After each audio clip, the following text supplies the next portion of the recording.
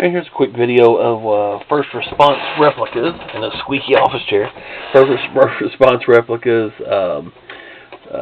Ford Police Interceptor, the Taurus, decaled as a, I almost said Minnesota, Wisconsin State Patrol car. Very basic build on this. Customer wanted just a few lights for a train layout. As you can see, the wires. Choo-choo. Not that means it's a train, but anyway. Wires for the power supply to run it. Like I said, very basic. Like I said, again, just enough to get a point across that it's a police car. I guess I don't traffic stop, whatever he's going to use it for. Flashing headlights, red and blue light bar, and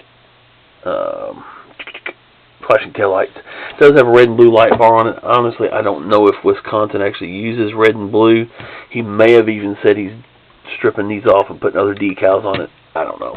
So, if Wisconsin doesn't have red and blue, hold your negative comments. Can't help it. I did it like it was supposed to be done for the customer.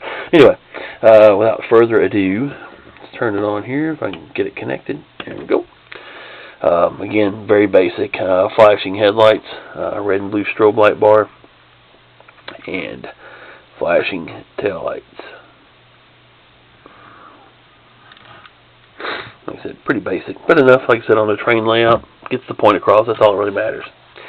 So, Brian, I will get this shipped out tomorrow along with your fire truck, and appreciate the orders. Peace.